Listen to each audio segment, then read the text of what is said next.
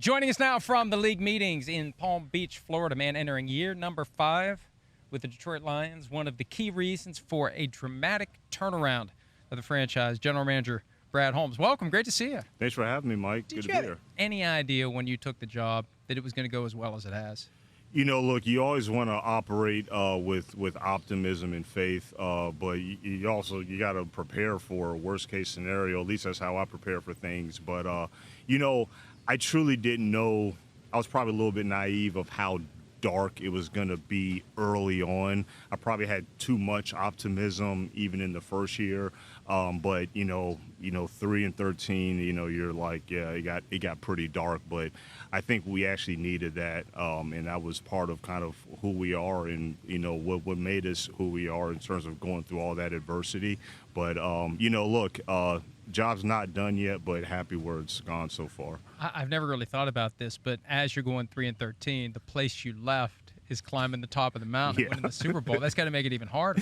Yeah, no, and look, I had a clear understanding of where they were, from an organization standpoint, from a roster standpoint. When we did the big trade, the Goff Stafford trade, I had a pretty good idea that, they were going to do some big things with Stafford at the helm. And obviously getting Goff, and with the picks that we got, it was perfect for us. So it was definitely a win-win. But, it hurt a little bit, but, those guys are great, Les and Sean and Kevin and those guys, they reached out and, told me how much they appreciated, what my efforts were in that whole thing. But they got the job done.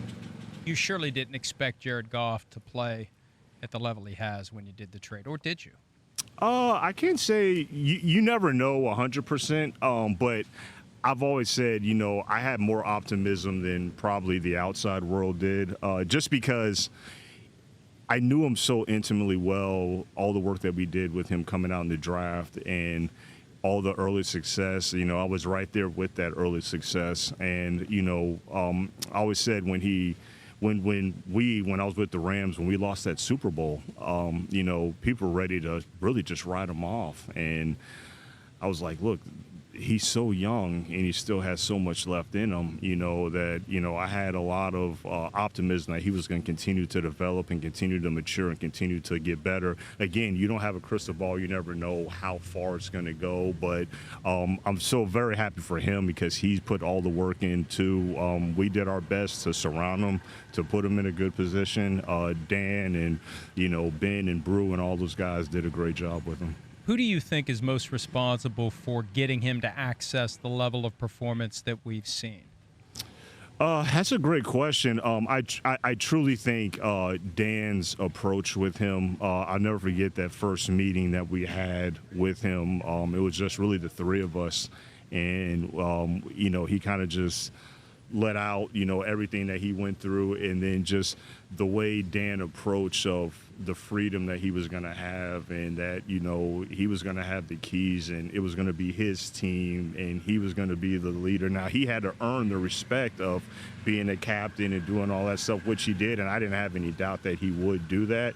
But I think that initial approach and blueprint and plan that Dan had in place for him, I think that helped out a lot, but again, he put the work in himself as well. But the coach has to be the one who communicates to the rest of the organization, and particularly the locker room, this is our guy. Trust me, this is our guy, and we're going to make it work with this guy. This isn't a temporary thing. This isn't just until the guaranteed money's gone. Yeah. This is a guy that we're going to have here a long time and build around him, and you should follow him. Yeah, and, and that was about – I would say probably about halfway through that season that, we were kind of going through. And then we had a lot of close games, even through that 3-13 that, a lot of losses, but a lot of close games. And he kept earning the trust. And then it got about to mid-year. It was like mid to like a little bit after the midpoint of the year that, Dan was like, yeah, this is our guy. When you use the phrase earning the trust, it made me think of a different player. Jamison Williams, first-round pick a few years ago. He's got 3 years in. What more does he need to do to earn trust of the organization, of Jared Goff, of the coaching staff? He needs to build upon what he's already done and what he's gotten to. When we picked him, we knew that, and obviously he was going to have the injury, but we knew that there was going to be a lot of development and growth that he was going to need to do, and he did that. And we're extremely, extremely pleased with the growth that he showed. And I think it showed, like, yeah, he can run and catch and make big plays, but a lot of maturity and work has to go into that behind the scenes to make that happen. Like you mentioned, the trust build with Jared, all of that he put the time in to do that. And so he just needs to continue to build on that, because I do think that there's more left in there. And he's one of those guys that is an incredible weapon. Anytime the ball's in his hands, he can take it the whole distance. Absolutely. He's I would say he's up there. He's in the top 2 or 3 fastest players that I've ever evaluated. And what makes him rare is that a lot of those guys that have that kind of speed, they might not be the most gritty, toughest guys and most physical guys, but he's got a physicality to his game. He'll finish. He'll dig guys out in the run game. He's long. Some of those guys that have that kind of speed, and not only just most of his build-up speed, but this guy's like right now explosive speed. He's a long guy that's physical and gritty. So he was just one of those rare guys that was going to be hard to pass up on. I know you went farther in 23 than 24, but was the 24 team better than the 23 team? That's a really good question. I never really thought of it. I would say that the 24 team was better, just because I felt like we were better equipped defensively, especially. We had more growth offensively. Again, Jameson took a big step. Jared took another step. So that was good. And then, our offensive line remained intact. We added Kevin Zeitler. I think that helped. But for the most part, it was similar class, but we got much better defensively before the attrition came. And so that's why I would say collectively, if you looked at it, 24 to 23, that'd be the difference on the defensive side. And holding it together through the attrition was incredible. It's incredible. Like, how many more of these serious injuries can we take? But is that, I assume, a testament to the coaching staff? No excuses. Next man up.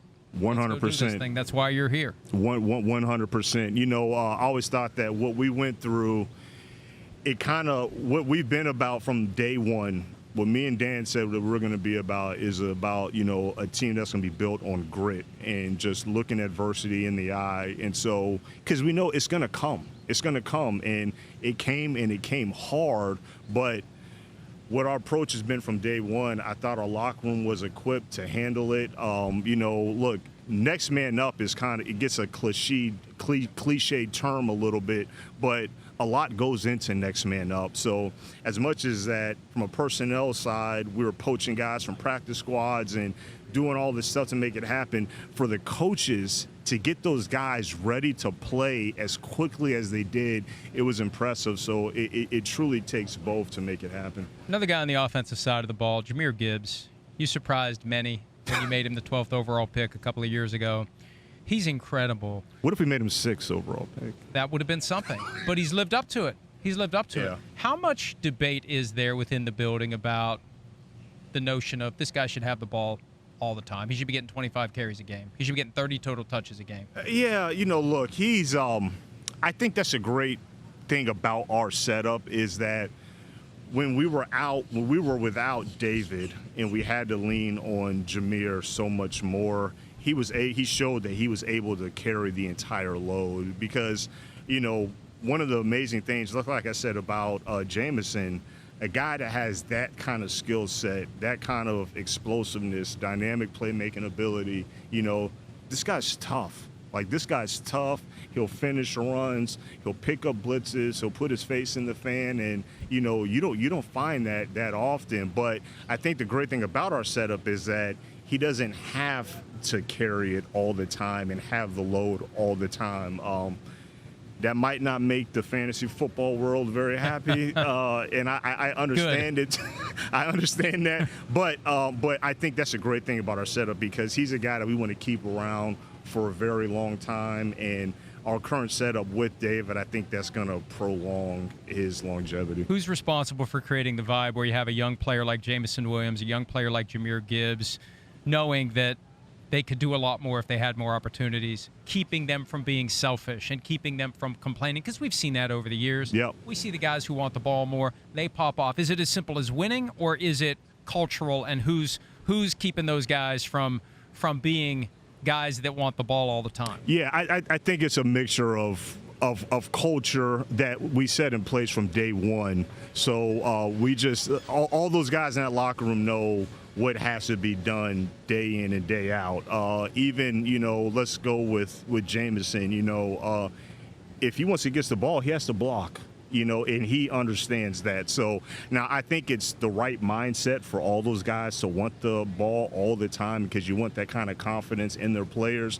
But I think it's culture, and then the standard that's set by Dan is that Dan, he lets everybody know how important each of their roles are, whether they have the ball and they're making a big play, or the little things that, from the outside world may seem like a little thing, but it is a big thing. And that's either Jahmyr Gibbs in pass protection for Jared Goff to make an explosive pass, or Jameson Williams, okay, he didn't take a ball to the house, but he made that key block where he dug out the safety and popped a big run for somebody else, or just Jameson just taking the top off for someone else to clear out underneath, and whether it's St. Brown or Laporte or Tim Patrick to make a big play.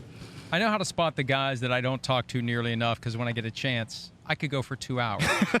Before they tell me that you have to go, I want to ask you about the 2 proposals that the Lions have made this year. Let's start with the removal of the automatic first down for defensive holding and illegal contact. Where did that come from? Because I heard nothing that was it. There's been no, usually the proposals, hey, there's some rumbling and we know this might happen. Where did this come from and why? Well, yeah, I mean, obviously it's not a secret that we had a lot of them, and a lot of ideas and innovation. A lot of it comes from pain that you might suffer. Now, look, we had a good season and we were ahead in a lot of games, and we play a lot of man-to-man coverage. So we were unfortunately victim to a lot of those penalties. But, we're just trying to see, look, can we make it more so of a yardage penalty? Can we make it a 10-yard or 5-yard penalty versus just an automatic first down, especially when it's away from where the play was going as well. So that's kind of where it rooted from. And was part of it just to start the conversation? Yeah, because there's never really been a conversation about it. Yeah, just start the conversation, see where it goes. We'll see Tuesday morning what the fate will end up being. But you just never know. But we've had discussion. I think that some of the other proposals may have a little bit stronger legs than this one, but we'll just see how it goes. Well, the other one, and the one that's gotten far more conversation, the playoff seeding. Yep. It's obvious why. Even though you didn't end up being the 5 seed on the road, you were close to it. Yep. You were 1 game away from it. Yep. Is it as simple as that? We saw firsthand how this could affect us. Let's put in a proposal. So when we're in this NFC North that seems to be strong now and could be strong for years to come, we don't get caught having to go on the road when we have a superior record to the team that we'd be playing. Yeah, it wasn't based solely off of that. Obviously, the Minnesota Vikings, how that went down. I mean, you win 14 games, you got to go on the road. I mean, should that really be the case versus if a team wins their division at 500 or even sub 500 at, say, like in 8 and 9? Should they be look, in my opinion, if you make the playoffs and you win your division sub 500, I'd be happy to make the playoffs. Yeah. Should you still be able to host a home playoff game? And then also the other point of it is, can we make every single game matter? Because with the format that we propose, every single game will matter, and there is no resting stars. I think that will be great for the league. I think late in the season that every single game is compelling. So I think there's a lot of positive, but I do understand the other arguments about, what that schedule is going to look like if a team wins a division, 500, but they were playing a first place schedule. I understand that argument as well. Well, and I think that sparks a deeper conversation about the current scheduling formula, because when they changed the structure of the league in 2002, Yep. it really got away from what used to be more prevalent. Your schedule was based on how you did last year. There's some now. There's 3 games now. With Yep. the 17th game, there's 3 games tied to where you finished. It used to be more. Yep. And I feel like if we're going to do anything like this, there needs to be a broader conversation. Maybe there needs to be one anyway. Yep. About this rotation that's aimed at a variety pack. So if I'm a season ticket holder, I'm going to see every team at one point over the next 8 years. Sure. I don't know that that's more compelling than building in an equitable schedule. Yep.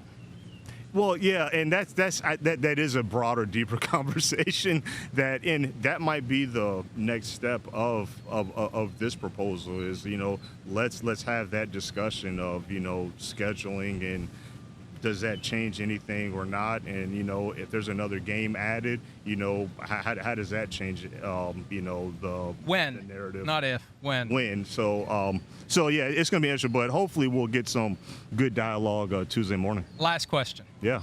Tomorrow, when the owner, Sheila Ford Hamp, is in the room and the tush-push vote happens, which way's the thumb going to go for the Detroit Lions? Yeah, look, we're in favor of it just because Keeping it as it is. Yeah, just because, look, they came up with it and they've been effective at it, and so if you don't like it, stop it. I mean, that's kind of our stance of it. Now, look, I know there's deeper conversations and with injuries and all that kind of stuff, but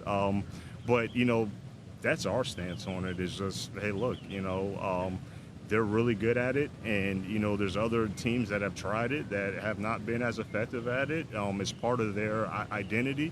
They came up with it, so if you don't like it, then stop it. And I don't think the current proposal really addresses it the way it needs to because of the presence of the word immediately. I think that will introduce a whole new can of worms if we're trying to officiate and replay and scrutinize frame by frame. Was there immediate or not immediate push? Brad, that was a little bit of a discussion yesterday about it as well. But we'll and you know what could come out of this, because the 24 owners can do whatever they want. Absolutely. They could craft their own language. Yep. And it could just appear out of the blue. Like, remember, it was 2018, the rule about lowering the helmet to initiate contact with the opponent. That wasn't even a discussion, and boom, there it is. So we could find out tomorrow that they've surprised us all. All right, well, Brad, it's been great to catch up with you. Thanks for having me. Congratulations on all your success. Thank all the best going forward. He's Brad Holmes, Lions GM. We'll be back with plenty more from Palm Beach, site of the league meetings. Hi, it's Mike Florio. Thanks for watching PFT on YouTube. Hit subscribe for the latest news and analysis from Pro Football Talk.